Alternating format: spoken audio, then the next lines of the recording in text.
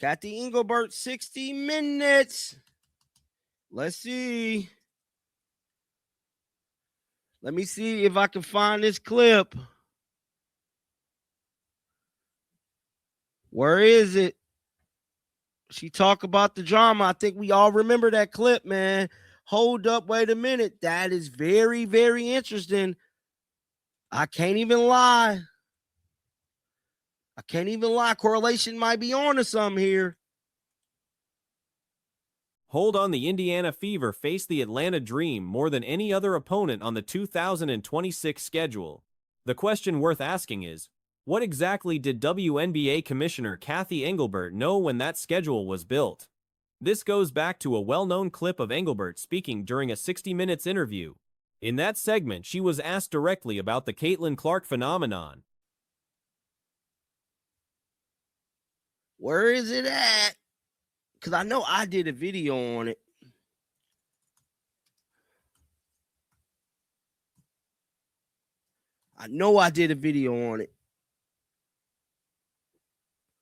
Because she said it. And she spoke about the Angel Reese and Caitlin Clark rivalry. Let's see here. In that Pacific interview, and if correlation... Her response acknowledged Clark's impact, the viewership numbers, the attendance records, the new audiences pouring in, but she was careful to fold in other names alongside Clark's. Angel Reese, Rickea Jackson, Cameron Brink. She pushed back when the interviewer kept steering the conversation specifically toward Clark, pointing out that no league is built around a single player. Then came the key line: people watch for compelling content and rivalries. And if correlation is right, the WNBA is rigged. Hella rigged. Because I haven't even pulled up the Fever schedule yet. You keep saying Angel has damaged her brand. She did. Angel Reese damaged her brand by going to parties. Angel Reese damaged her brand by pretty much becoming, and she didn't make an OnlyFans account, but she damn near did. That word rivalries is sitting at the center of everything being discussed right now. Angel Reese was traded to the Atlanta Dream. The Indiana Fever schedule, which was released before that trade ever happened, has the two teams meeting 4 times in the 2026 season. That is more than any other matchup on the Fever's calendar. And she didn't make an OnlyFans account, but she damn near did. Angel Reese damaged her brand by throwing her entire team under the bus. Talked about the city she played in. Ryan and Gray tweeted things that basically called this, it has been in the works. Wow. It has been in the works.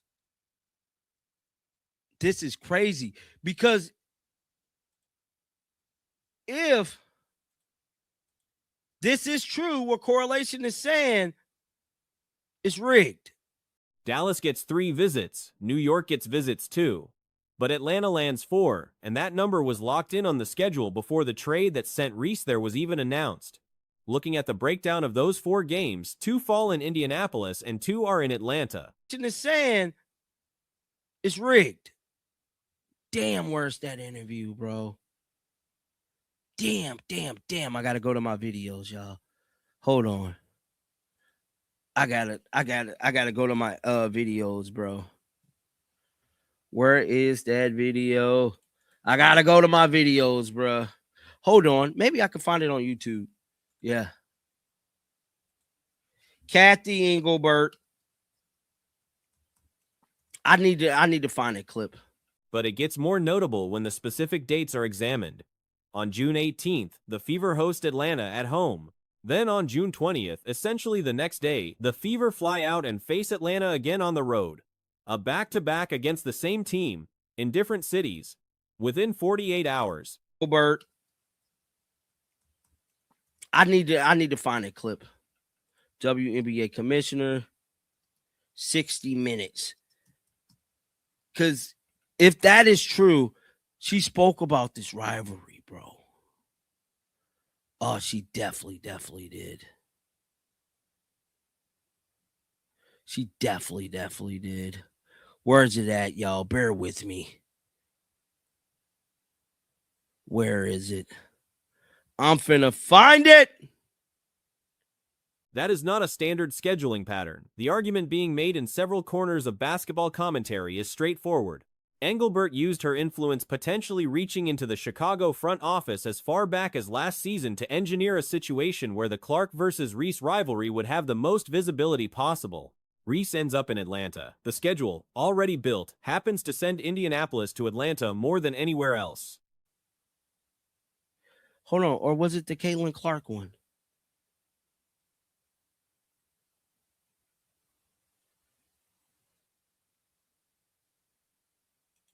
Oh, I think I got. Oh, yes. Oh, yes, I got it. Okay, listen.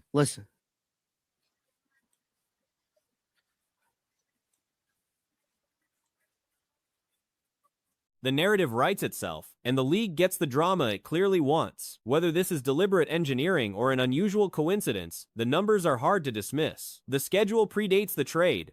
The trade sends the league's most talked about rival directly into the city that was already scheduled to host the most games against Caitlin Clark's team. Damn special in her pretty much bringing up the WNBA, trying to say the WNBA was ready for this. This was the best rookie class ever. And speaking of the rookie class, the commissioner, I almost forgot about her, bro. We got to pull up on her right now. Guys, listen to this audio of Kathy doing the 60-minute special right now. I'm about to play it. Drop it. Kathy Engelbert is WNBA commissioner. The Caitlin Clark phenomenon. How do you describe it? And the commissioner on camera already said it plainly: rivalries are what bring people to watch. 4 meetings between Clark and Reese in a single season, 2 back-to-back in June. A trade that came after the schedule was set. And how the Chicago Sky felt about her. And my goodness. Wow. Her teammates were not having her anymore. They were done with her. The Chicago Sky were done with her. It's unbelievable. Yahoo Sports, Chicago Sky have officially parted ways. The pieces were already in place before the move was ever made public. Something significant has come to light regarding Angel Reese and the conditions surrounding her departure from the Chicago Sky. The full picture has now emerged, and it paints a striking portrait of a franchise that was ready to move on fast. Chicago officially sent Reese to the Atlanta Dream in exchange for first-round draft picks in 2027 and 2028. With Angel Reese shipping the star forward to the Atlanta Dream in exchange first-round draft picks in 2027, 2028. This reporter predicts that the Sky will be long-term winners in that trade. Uh-oh. Just about anybody can find someone with a field goal percentage in the 30s. Ooh, boy. And pads the old rebounding stats as a result. I said 2 selections. That was the asking price for a player who spent the better part of her Sky tenure putting up rebounding numbers while shooting somewhere in the low 30s from the field. The front office walked away from that deal feeling like they got the better end of it, and based on what has since come out, it seems the rest of the organization felt the same way. Reports indicate that players throughout the Chicago locker room felt an immediate sense of relief once the trade went through. Result, I said Chicago Sky will win more games than they won last year this upcoming year. That's my prediction. Reese contributions are all about making Reese look better on the stat sheet. Having 2 first-round draft picks for the next 2 years, however, a franchise can go ahead and create a formidable starting squad if you play your cards right. Well, they already traded for Rickea Jackson. And there's some... That kind of reaction does not happen when a team lets go of someone who was a positive presence. It happens when a problem has finally been addressed. An anonymous source connected to the organization was direct about the situation. There had been ongoing tension between Reese and her teammates for some time, and the trade was widely welcomed across the roster. According to the same source, every controversy, whether self-created or not, had built up a wall between her and the rest of the group, and nobody was sorry to see the situation end. Rumors about Skylar Diggins right now. Chicago Sky, they're doing a little something out there. But even more of a benefit is the fact that, according to some reports, Chicago Sky players are thrilled that Angel Reese is gone, making it pretty obvious she was viewed as a locker room cancer. The source added that teammates had genuinely grown tired of the dynamic, and that the trade was made with the long-term stability of the franchise in mind. Those are not subtle words. That is the language used when an organization acknowledges, openly, that a personnel decision was driven as much by internal chemistry as by on-court value. Reese did not exactly help her standing in Chicago during her final stretch there. Whoa. Whoa.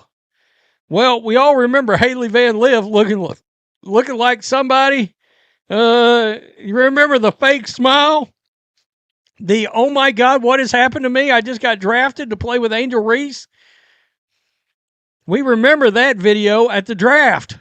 It went viral. Angel Reese spotted for the first time since bombshell trade. Yeah, she's cut all of her hair off. Publicly referencing the need for better players while her own shooting efficiency stayed low did not sit well with teammates. Calling out a veteran like Courtney Vandersloot for her age, while simultaneously struggling to convert at the rim, was a notable contrast. Add to that multiple early exits from the season without seeing things through alongside teammates, and the resentment had plenty of material to grow from. Yeah, she's cut all of her hair off, I believe. Let's just look. Right here. Yep. Or she has no hair, whatever. That's cute. All right. Chicago Sky players reportedly sick of Angel Reese as locker room relief hits after trade. They're relieved like they took some Alka-Seltzer. While Angel Reese quickly embraced her new chapter, celebrating on social media instead. There is also a broader angle worth considering. If Chicago was quietly trying to recruit free agents or organize trades during that period, it is entirely plausible that certain players declined interest specifically because of who was on the roster. That possibility has gone largely undiscussed, but it would explain a lot about the pacing of the rebuild and why moves are now happening more fluidly since the trade was completed. Angel Reese quickly embraced her new chapter, celebrating on social media and stepping out into public with her new hairdo. An anonymous source close to the Chicago organization claims the move has brought significant relief inside their locker room. Yeah, you're not going to be inside clogging everything up, and Camila Cardoso can now get off. She can now go berserk, and you ain't in the way. It's going to help on the court, I'm telling y'all right now. Some of the quotes. The Sky have already brought in Rakia Jackson and are reportedly in discussions around Skylar Diggins-Smith. The roster is taking a different shape. Meanwhile, Reese has publicly moved on, posting on social media and stepping out with a noticeably different look. Help on the court, I'm telling y'all right now. Some of the quotes reported by the Daily Mail are brutal. Quote, there has been so much apprehension between the team and her, and everyone is happy they don't have to deal with her various controversies. Whether she brings it on herself or otherwise, the insider said. There is no love lost, and when Angel returns for a game with her new team, she will be the enemy. But everyone with the Sky is very happy she is gone. Wow. Atlanta gets a high-profile name with drawing power and a built-in audience. Whether the locker room there adjusts to her presence smoothly remains the real question, because the pattern that played out in Chicago has now been documented thoroughly enough that it will follow her into her next stop. The first scheduled matchup between Reese and her former team is set for June 9th.